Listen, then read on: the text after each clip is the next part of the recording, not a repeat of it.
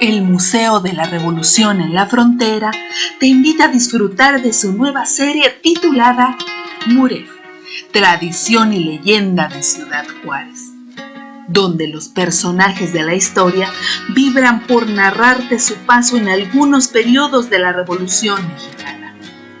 Una mezcla entre leyenda e historia es lo que veremos en esta ocasión.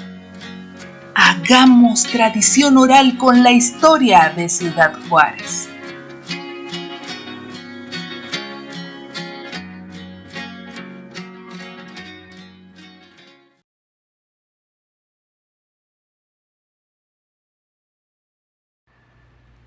¿Qué ole? Buenos días. Bienvenidos una vez más a un recorrido en el MUREF, el Museo de la Revolución en la Frontera. Me da harto gusto verlos que siguen al pendiente para aprender pues un poquito más de su historia, la historia de México.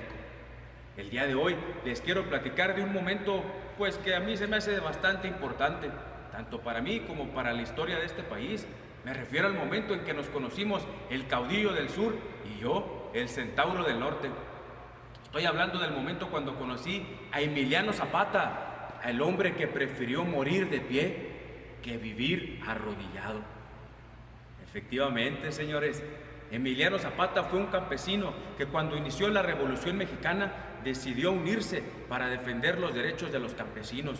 Y él adoptó un lema, dos palabras, pero bien potentes. Ya saben de qué lema hablo, ¿verdad? No, y los que no sepan, aquí lo tenemos, miren. Vénganse para acá para que lo lean. Ahí está arriba, mírenlo. Tierra y libertad.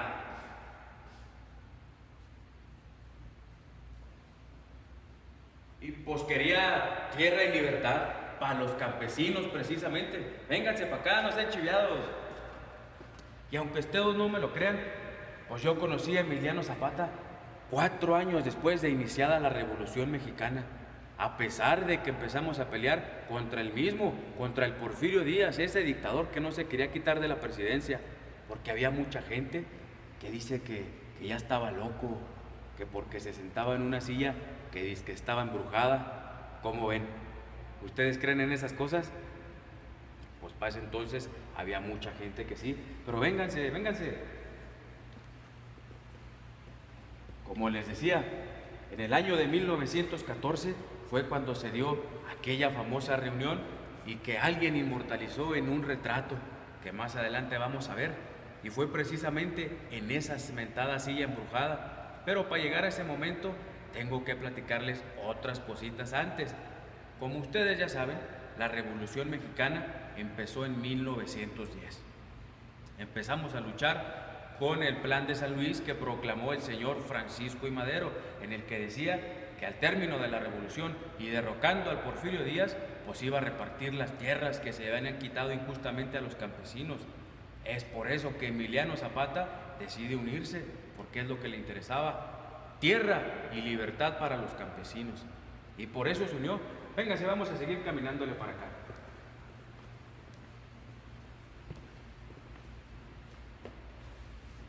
Pues bueno, como les decía, por eso Emiliano Zapata decide unirse al movimiento de la Revolución Mexicana de Francisco I. Madero para defender a los campesinos.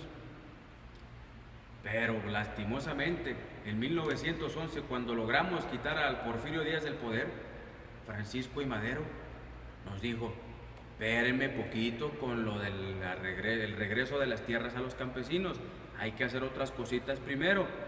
Y esas acciones Emiliano Zapata las tomó como una traición, como un incumplimiento del Plan de San Luis, por lo cual proclama el Plan de Ayala, en el cual desconoce a Francisco I. Madero como el presidente de México. Y entonces, con la ayuda de Pascual Orozco, empiezan a pelear en contra de él. Y es cuando yo me enfrento con Pascual Orozco. Y también había otra persona que desde el principio estaba pegada a Francisco I. Madero. Me refiero a Venustiano Carranza, que después de que Victoriano Huerta manda a asesinar a Francisco I. Madero, Venustiano Carranza me pide que lo apoye para quitar del poder a Victoriano Huerta, precisamente, que se había quedado como otro dictador en la presidencia de México. También Emiliano Zapata se une en esa lucha para quitar a Victoriano Huerta, porque no nos convenía que una persona tan sanguinaria tomara el poder de México. Es por eso que decidimos apoyar, tanto Emiliano Zapata y yo, a Venustiano Carranza. Y empezamos la lucha, que no quiero decir que fue sencilla, pero pues no nos tomó mucho tiempo derrocar a Victoriano Huerta y quitarlo de la presidencia. Unos meses después, Venustiano Carranza se va a quedar a cargo del país como presidente. Lamentablemente, pues nos quiso jugar la misma que lo que decía Emiliano Zapata hizo Francisco I. Madero. Me refiero a que, pues poniendo trabas y dándonos largas para entregar las tierras a los campesinos, a los que verdaderamente le correspondían. Es por eso que... ¡Ah, caray! Espérense poquito. Miren, este retrato no lo había visto. ¿Qué les parece? Y ahí está una de las cosas por las que pues mucha gente decía que pues yo era medio salvajón. A ver, ahí los que sepan leer, ¿qué dice? Pero pues bueno, vamos a seguir con lo que les estaba contando. Les decía entonces que Venustiano Carranza nos pide el apoyo a Emiliano Zapata y a mí para derrocar a Victoriano Huerta, cosa que logramos hacer pues exitosamente. Se queda Venustiano Carranza como presidente y nos da largas para entregar las tierras, por lo cual Emiliano Zapata y yo lo desconocemos como presidente. Y no solamente nosotros dos, la mayoría de los campesinos que estaban peleando en la revolución, pues nos apoyaban en esa decisión, por lo cual cuando nos juntamos todos en Aguascalientes, pues decidimos ir a pelear contra Venustiano Carranza para quitarlo de la presidencia. Y es en ese momento, en el Estado de México, cuando voy a conocer a Emiliano Zapata. Yo dejé a todos mis dorados ahí en Tacuba y me dirigí a Xochimilco, que es donde se encontraba Emiliano Zapata, y es ahí donde nos van a tomar ese retrato que está aquí atrásito, miren. ¿Se acuerdan de la silla embrujada que les estaba platicando? Pues ahí está, mírenla. Ahí estamos los dos.